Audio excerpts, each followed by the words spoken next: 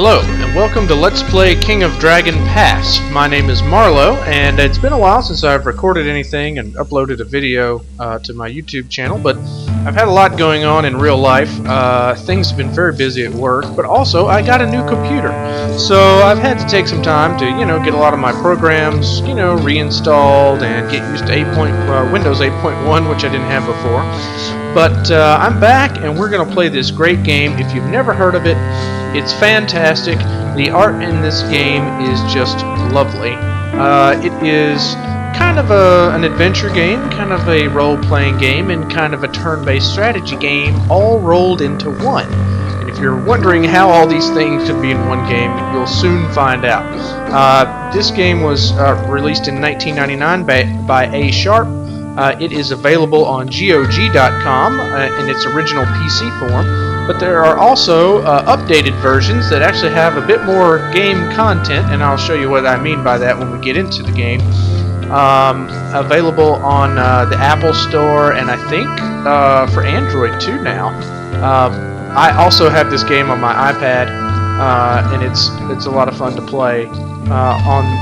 On that device, the touch controls work really well for the game, and because it's turn-based, you don't have to worry about missing a button press or really anything like that on a touch screen. So it works very well. But at any rate, if you liked Unrest, I think you'd like this game. And you may have heard of it already, but if you haven't, boy, I'm excited to kind of show you the ropes. So what we're going to do in this episode is we're going to get into the game. We're going to go through our initial options, what we're going to choose for our clan, and how we're going to set up our little society. So let me tell you a little bit about this game first. It is set in the world of Glorantha, which is part of the RuneQuest pen and paper role-playing game setting. And we will be playing as basically a clan of Orlanthi people. It's a kind of human race in this game world. They are similar. They have some similarities to Viking culture, some similarities to Celtic culture, particularly the Celts that lived in Western Europe in the late Iron Age and around that time. They've done a lot in this game to really develop the culture. Of course, I think a lot of that came from the pen and paper role-playing game that I'm not really familiar with. But this game does a great job of kind of introducing you to that culture. And I'll say this: if you play this game with 21st century values and morals in mind, you will lose. This game does a great job of really making you get into the mindset of the leaders of an Orlanthi tribe and clan in this world. So we really have to approach things from that point of view. But I'll explain all that as we go. So we're going to hit new game over here and see a little loading screen. Alright, I'm going to read all this text to you just like I did in the Unrest series. And so, because I don't know how well it's going to show up on YouTube. This game doesn't display it at very high resolutions. Not the PC version, the iPad version, Android version. It's crystal clear. But this game takes up my entire screen. But obviously, I don't think it's going to display quite that way, on a YouTube video. So, all right, this is a little backstory, and it leads us into the choices that we need to make for our clan. There once was a time when gods and people walked the earth together. Your clan traces its ancestry back to those times. Your clan history begins when you joined the forces of the storm god Orlanth. Back then, Orlanth was simply one of many upstart rebellious gods bent upon conquest of the world. Orlanth's unique contributions at that time were personal honor and a close kinship to the other deities who seemed to be on the winning side. So yeah, this is a kind of polytheistic world. There are a lot of gods, some of which your people will worship and some of which they won't. So let's hit next. And we see some more beautiful art. The art in this game is wonderful. I'm going to say that 1,000 times. I apologize in advance. You're going to get sick of it. Okay, after many tribulations, adventures, and discoveries, Orlanth proved himself worthy of marrying Ernalda, the Earth Mother. The two of them created the marriage ring and established great harmony in the world through this sacred bonding. Your clan took part in the wedding ceremony. Most clans either whooped with Orlanth or learned a secret from Ernalda. Excuse me. That's hard to say. There's going to be a lot of names here that are hard to say. A few clans stood with Elmal, god of horses and the sun, as an honor guard. How did you prepare for the great marriage? Now, this is our first choice. And, if there's any criticism I can give of this game, it's that sometimes it's not entirely clear what your choices are really doing. So I'm going to try to explain that as much as I can. What this choice really is, and I'll read these options here in just a moment, but what this choice really is who our primary god that our people worship is going to be. Now, we're going to worship other gods too, but we got to have a primary. So basically, our choices are Orlanth, Ernalda, and Elmal, the horse god. So here's our choices. Your men and women donned gleaming armor and stood guard with Elmal to protect the celebrants from Orlanth's many enemies. Or number 2. Your men whooped with Orlanth and drank the 8 known drinks so that their heads would hurt during the ceremony. In other words, they had a hangover. Or 3. Your women withdrew with Ernalda and learned a list of names which they promised not to repeat to the men. So, basically what you're choosing here is the main god that your clan follows. And we are going to pick Orlanth. Now, there's a kind of a strategic reason for us to do this, and that is that most other clans in the land of Dragon Pass, which is the region in which the game takes place, the geographical region, are going to be Orlanth followers, and relations with those clans will probably be somewhat easier, to some extent, if we are worshiping some of the same gods. Now, that's not to say that you can't have a good game worshiping Ernalda or worshiping Elmal. You certainly can, but you will be in the minority either way. It does make things more interesting, but for now, for this game, we're going to go with Orlanth. This is kind of the standard choice. It's a little vanilla for those of you who are kind of familiar with the game, but for purposes of the Let's Play and for kind of purposes of getting a feel for this game and how it works, I think this is probably the best choice. So we're going to choose number 2.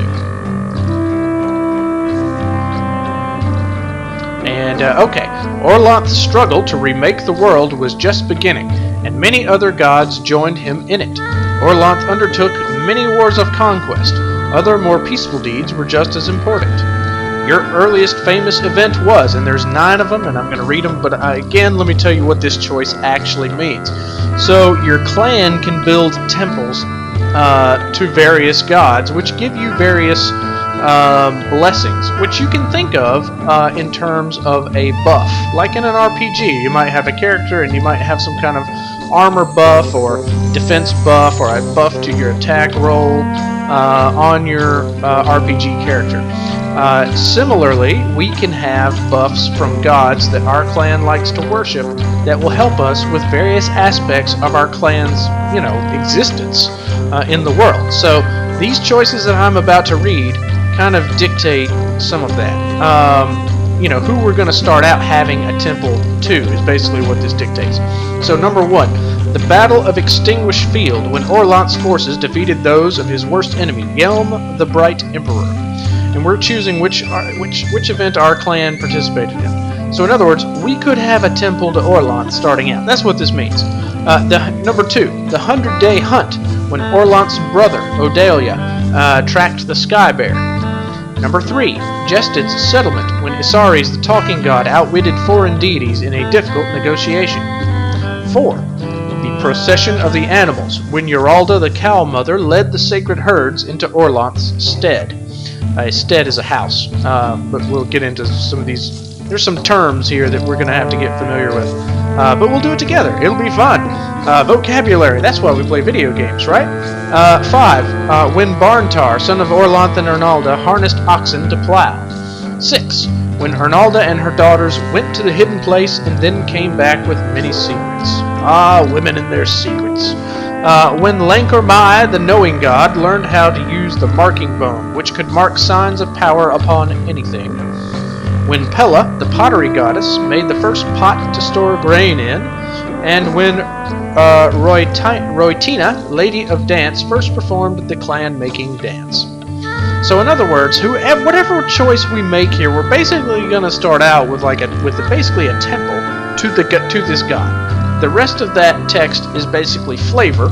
I'm not going to say it's unimportant, because all of this has to do with the culture of these people that you really kind of have to start to understand in order to be successful in this game. Personally, I'm a big fan of trading in this game and making money, because money seems to be you can buy your way out of a lot of different problems in this game.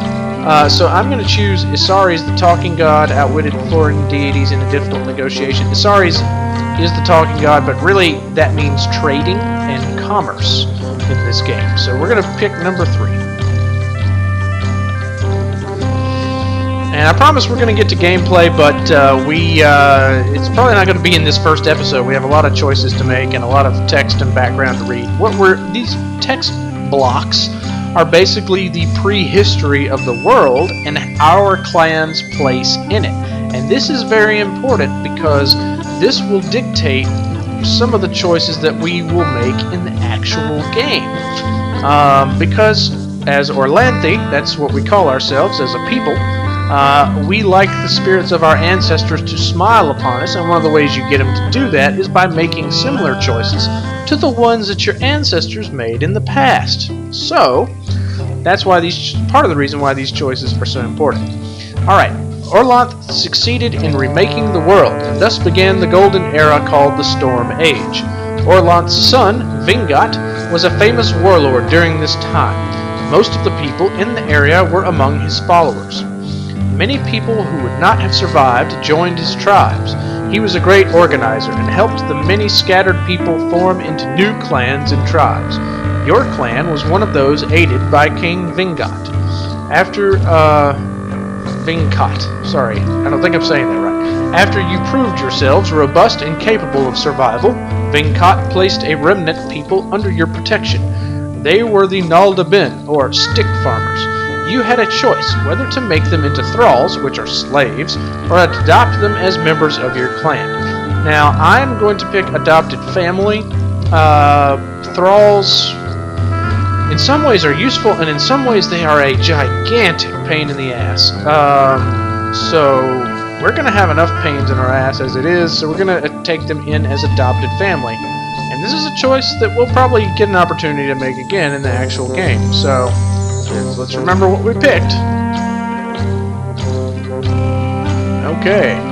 The foes of the Vingatlings were many. Your people fought hard against them. Which one of them in particular did you fight? Alright, this choice will basically basically what this choice signifies is who our enemies are going to be, our non-human enemies I should say, are going to be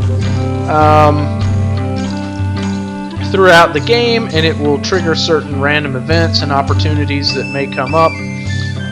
There are a lot of random events in this game, as you'll see when we get into it, but our choices are trolls, beastmen, elf warlords. Our people are very suspicious of elves, and by the way, if you're not familiar with this this setting for an RPG game or strategy game, throw your notions of, Tolkien-based, Lord of the Rings-based D&D fantasy out the window, because the relationships between races are kind of non-standard in that sense, which is really cool. I really like the Lord of the Rings and the Hobbit and that world and all the fantasy that's based on that wonderful pieces, those wonderful pieces of literature.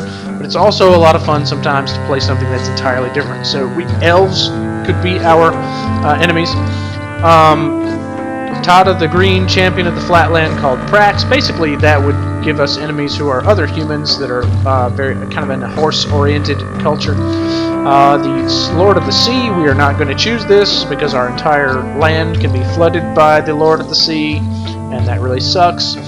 And Vesvena, son of Valand, warlord of the Ice Tribe. I'm going to pick the trolls. I mean, I'm not going to say it doesn't matter what you pick. It does matter what you pick. But you have to pick one. Certainly, you can't get out of this. And so I'm going to pick the Troll Lord largely because these it will bring up the series of choices that I am most familiar with. I've tried almost all of these. I don't think I've done this one, the Ice Tribe, but I think I've done the rest of them. And the Troll Lord is the Troll Lord's the one I'm most familiar with, and you know, I want us to have a reasonable chance of success in this Let's Play. It is entirely possible that we will lose this game, but this is a game kind of like Dwarf Fortress where losing is fun. So we're going to pick the Troll Lord as our enemy. Oh look, bad things are happening. Okay, the Storm Age ended in disaster when the gods and creatures of chaos came and destroyed nearly everything. Orlanth and his allies fought hard against them, but chaos almost always won. Catastrophes shook the world, such as the Sunfall, the Rain of Blood, and the terrible Laughing Tsunami. Okay, a Laughing Tsunami does sound pretty bad. In this era, many gods died, and many new ones rose to prominence. The darkness got so bad that even Orlanth and his companions had to abandon humans to their own destiny. Only a few deities, either small ones or weak ones, remained at all. The world stagnated and died. Your clan, whatever its previous glory, was diminished to a ragged handful of hardy survivors. So, no choices to make there, but basically the world had some trouble. I'm going to pronounce this guy's name as Hjort, because I have no idea how to say it. Hjort, the king, was the leader who emerged amid the turmoil of the darkness. The combined efforts of Hjort and his companions helped set the world in order again. He created the laws that we follow to this day. One of the great distinctions which Hjort discerned among his clans was that some of them tended towards either peace or war, while others maintained a balance between these two principles. Which kind was your clan? Alright, this choice is pretty straightforward. We can be very warlike, we can be extremely passive, or we can kind of be a balance between the two. Now, war in this game can lead to some interesting opportunities, but ultimately, this is a game about kind of kingdom building in a sense, and so you can't do that entirely through conquest in this game. It just doesn't work that way. So, ultimately, you need some of the bonuses from being a peace clan to try and, you know, build your alliance and win the game. So I think we're going to take the middle road and be balanced, and which means we'll be able to do some of both. I have no idea what's happening in that picture. Okay, finally, the sun rose again. While the rest of society worked to protect itself, find food, or otherwise just survive, the first priests worked to re-establish links with the ancient deities. Thanks to this new harmony between people and deities, the world was slowly improved. Once the awakening process had begun, it got easier and went quicker as the gods helped wake each other up. So, our clan helped to reawaken some of the gods into the world. So who was the first deity which your clan helped to awaken? And this is another important choice because this choice, again, dictates, you know, whether or not we will have certain temples in our land starting out. So it's good, in my opinion, although I think, you know, you can do anything you want here, but my opinion is that variety is not a bad thing. So we could say none, our ancestors are good enough. This creates a temple to worship your ancestors, which you can certainly do. It certainly is important in this game to take into account the actions of your ancestors. Well, let's go on. None, we retained worship of our living deity. Elmal, Urox the Storm Bull, or Odelia the Hunter. We have Arnalda, the Mother Goddess. That's the Earth Mother. Orlanth the Father. We already picked that one. to begin with. Isari's the talking god. We already picked him too. So we're not going to take those two. We're going to take somebody else. Lankor Mai, the knowing god. Chalana Arroy, the healing goddess. Uralda, the cow mother. I'm very tempted. I think I'm going to go with this last one, Uralda, the cow mother. Cows are very important. Just like I said before, that this is a game about kind of kingdom building. In a way, it's also a game about cows. If you know anything about ancient history, particularly European ancient history, you will know that in many cultures in Northern and Western Europe in particular, cows were very, very important. I mean, you could get meat from a cow, you could get milk from a cow. Cows were even, used as currency sometimes. They were certainly one of the main signs of wealth and power, that you owned and controlled a lot of cattle. So cows are very important in this game for the same reasons. So I think we're going to go with Uralda, the cow mother, because a big herd is a wonderful thing. Alright, things have been different since the dawn, 1300 years ago. Orlanth and the other gods retreated from the world, leaving it to mortals. You can still contact the gods through ritual and sacrifice, or enter their realm by reenacting the great stories about their deeds, which contain great magic. But they no longer walk beside you. When you settled in a new place, you marked this great change in the world by naming your land not after a god, but after a mortal like yourselves. You called it Hjortland, in honor of the king who taught you how to survive during the darkness.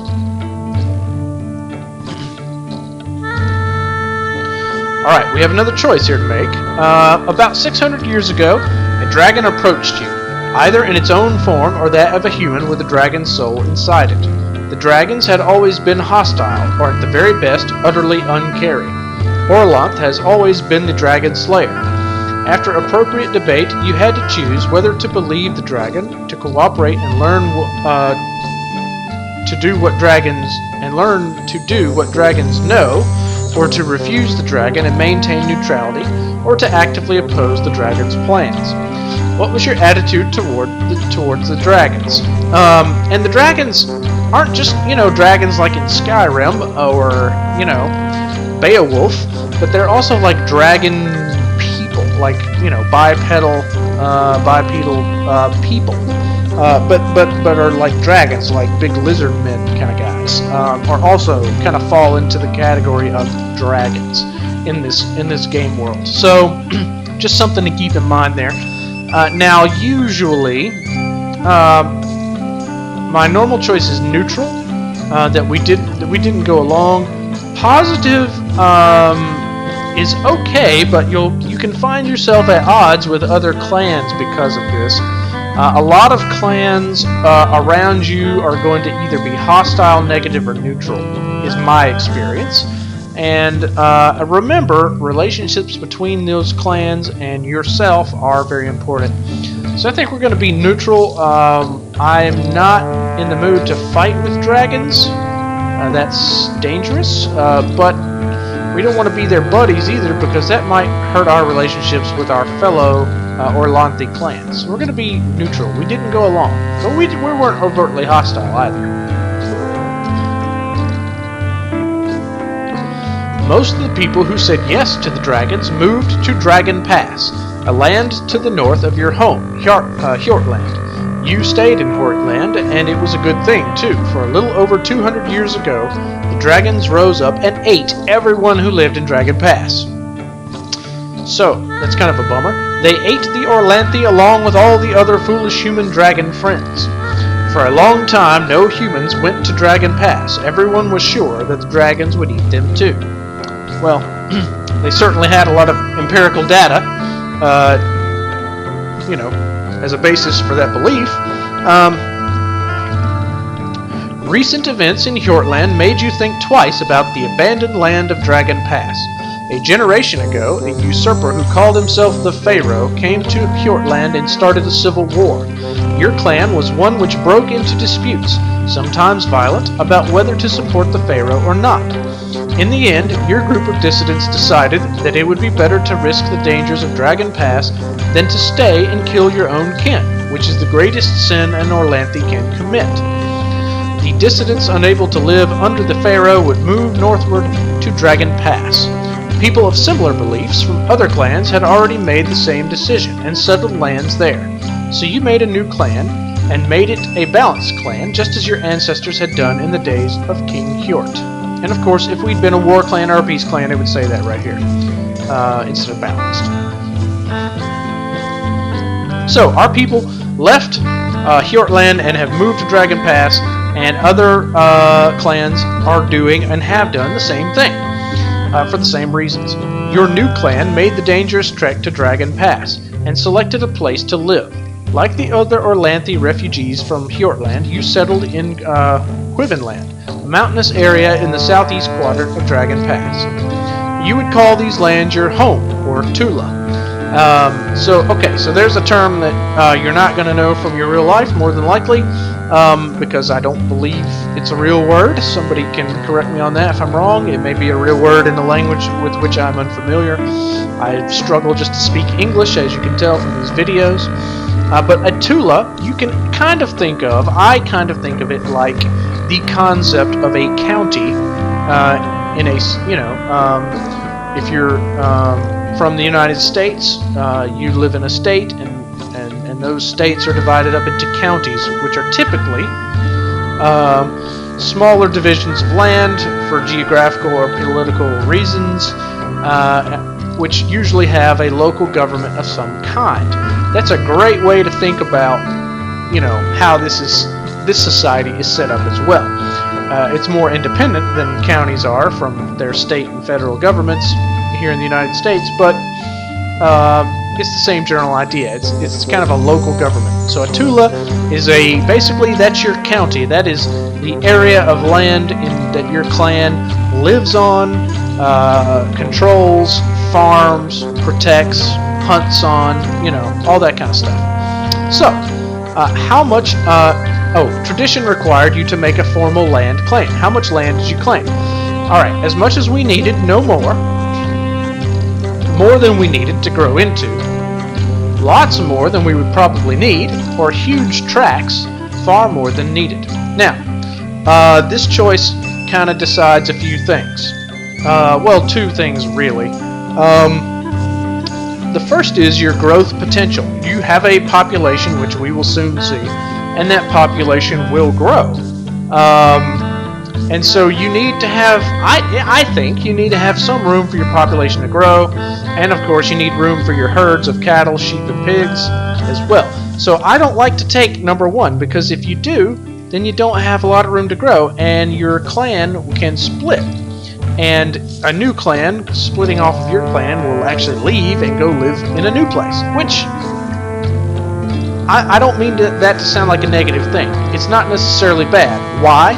Because basically, the new clan that splits off from you, if it's because you got too big, is typically automatically going to be allied to you, and that can be a powerful thing. So there are some advantages to that. Another advantage is, but it doesn't give your clan much room to grow, and you're not going to have control over the clan that splits off if that happens, which I think there's a pretty good chance that it will happen if your clan is successful and grows. So, kind of a trade-off there. Now, the other thing that this affects is how easy it is to defend your Tula, how easy it is to defend your county. The smaller your land is, the easier it is for your people to defend, the easier it is to spot enemies as they approach, and we'll see how all of that works as we go forward. Now, the bigger your land, the harder it is to spot enemies. It's easier for them to surprise attack you, but you have a lot more room to grow. You have a lot more room for big herds of cows and sheep and pigs and lots of people. So, there's some advantages there. And a big clan is often, not always, but often a wealthy clan, and a wealthy clan is often a powerful clan politically with other clans in the game, which is kind of ultimately the point of the game. So, there are certainly some advantages to taking bigger tracts of land. Again, the disadvantage is that it's militarily speaking, easier for you to be attacked, easier for you to be, sneak attacked, that kind of thing. Harder to spot the enemies as they're approaching. So, again, as I'm sure you have guessed, I prefer kind of a middle road between no more than we needed and far more than we needed. I don't think... I think those choices can make for an interesting game, and if you want to see what those games are like, I encourage you to buy this game. You won't regret it, and you can try it. But I'm going to choose more than we needed to grow into. So, small, medium, large, and extra large, I'm going to take medium. So, yeah, sorry we've spent so much time on this screen, but I really want to describe to you all what these choices actually mean. And so that if you choose to play this game, you can make informed decisions and not find out the hard way. So we're going to take number 2. And we're almost to the end of this, I promise. Okay, this is our summary screen here. So, our clan history. Let's go over this. To prepare for the marriage of Arnalda and Orlanth, your men whooped and drank with Orlanth. So we've chosen Orlanth as our main god. Your clan's earliest famous event was Jested's settlement, which indicates that we like to worship the trading god, Asares. We added strangers to our tribe as adopted family, so we don't like slaves. Our ancient enemy is Vatstakang, the Troll Lord. We're a balanced clan. We first awakened Uralda, the Cow Mother, so again, we like her. Your attitude towards dragons was neutral, and you have more land than you need to grow into. So, we can choose our clan name. We can leave it default. It randomly generates a name. We can name it anything we want to. I think that we will probably just leave it alone. That name is fine. I don't care that much. We have a difficulty level. Easy, average, and hard. I can tell you, I have never beaten this game on hard. I have never done it. Average is challenging enough for me personally. Easy is not really that easy. It's no cakewalk. It's not like easy mode in almost any game. It still can be kind of challenging. But we're going to go with average, and like I say, very good chance we won't win, but I think you'll still be able to get a good feel for how this game works, whether we win or not. And personally, I like this game so much that even when I lose, I enjoy playing the game. Now, one more choice to make, and that is whether or not we want to play the short game or the long game. Let's read over the difference here, and it tells us in this little block of text at the bottom right. In the short game, our goal is to form a tribe from other clans, have a clan leader elected king of that tribe, and keep the kingship for a 10-year period. That's the conditions to win the short game. What about the long game? Have your clan leader become king or queen of Dragon Pass. How do we do that? First, we forge the other clans into a tribe, then unite all the tribes, because there'll be other tribes made up of other groups of clans, into a kingdom. I'm going to be honest with you folks, I have only done that one time. Among all the times that I've tried it, I've only beaten the long game one time. Partly, it's because this game does have a big element of randomness. And, some people get annoyed by that, but, it adds a lot of replayability to a game like this one, in my opinion.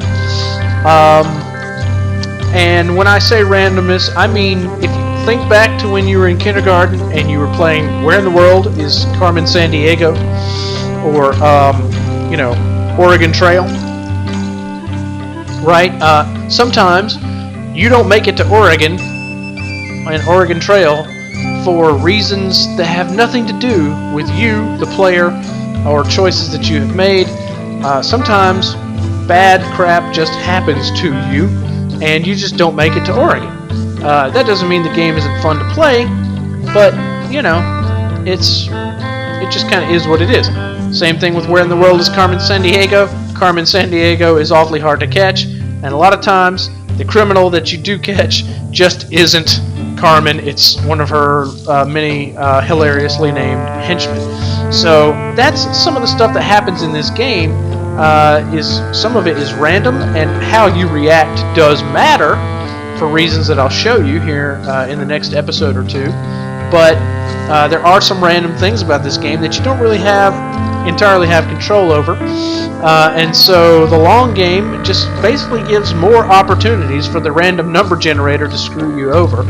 The short game I find to be pretty challenging and is not even that short. So the short game is what we're going to go with. We don't want this Let's Play to go on forever. So what we're going to do is we're going to form a tribe from a group of other clans, and we are going to try to have somebody from our clan elected the king of that tribe, and to keep the kingship for a 10-year period. So, which is going to be difficult enough. The long game is a lot of fun, and I encourage you to try it if you purchase this game, which you should absolutely do.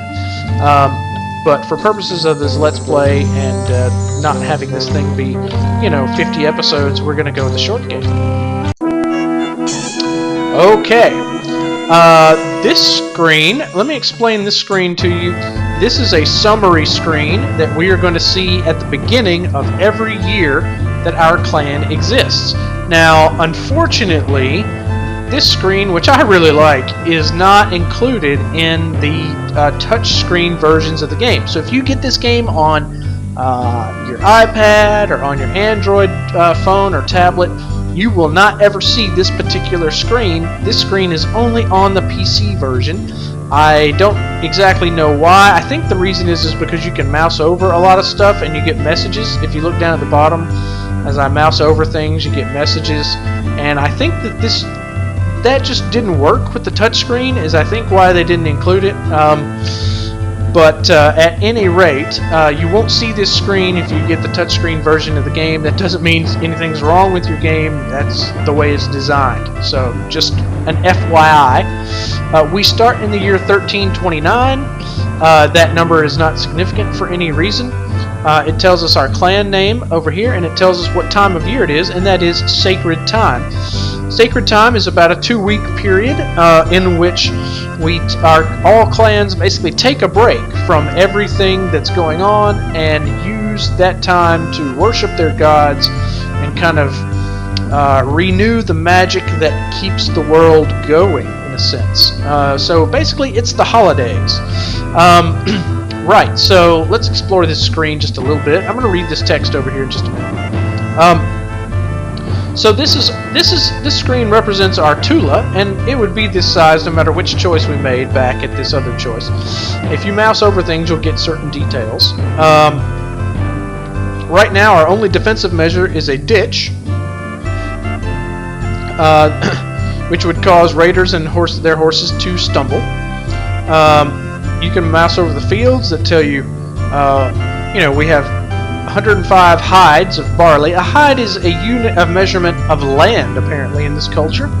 I'm not exactly sure what that would compare to in terms of the metric system or the standard system of measurement, but it's a unit of measurement of land for purposes of this game. So we have 105 hides of barley, wheat, and rye. We anticipate harvesting food for 753 people. We have 1,462 sheep that provide us with wool and meat. We have 750 cattle. Cattle are wealth, milk, and meat for our clan. We have 4 weapon thanes to guard close to our settlement. And we have a forest where 1,494 pigs feed during the day. We have a clan hall where the chief lives. 28 nobles make up the clan's leadership. We have Carls who raise the cattle and raise our food. They're like ranchers. Then we have 138 cotters, which tend the clan sheep and raise our food. They're like farmers and shepherds. Think of it that way. And we have 10 crafters. They will produce 31 cows worth of goods for each year. Think about that for a minute. We are using cows as a unit of measurement of wealth. And these crafters, we have 10 of them right now at the start of the game. That's normal. They're going to produce in a year an amount of material goods, clothes, jewelry, weapons, pots, whatever, furniture, that would have the equivalent value of 31 cows. So, it's just very interesting. It's a different way to think about things than a lot of strategy games where you have, money, gold, and so so we have forest where we hunt game, and we have pastures for our herds, and we can actually adjust the ratio of forest to farmland and pasture land and so on and so forth when we get into the game. So, alright, enough about this. Let me read this to you here. Last year, we built a clan hall, some steads. A stead is a house where a family lives. That's what a stead is, like a homestead. Think of it that way. And a shrine to Orlanth. This is our shrine to Orlanth right here with the pink roof. And then there's another. I think there's another shrine around here somewhere. To Isares. There's something. I don't know. But when we left Hjortland, we lost much of our connection with the gods. Other clans we knew back in Hjortland also sent immigrants to Dragon Pass. So we already have friends and enemies in the new land. So in other words, we already have some starting relationships with these clans, even though we haven't even started the game yet.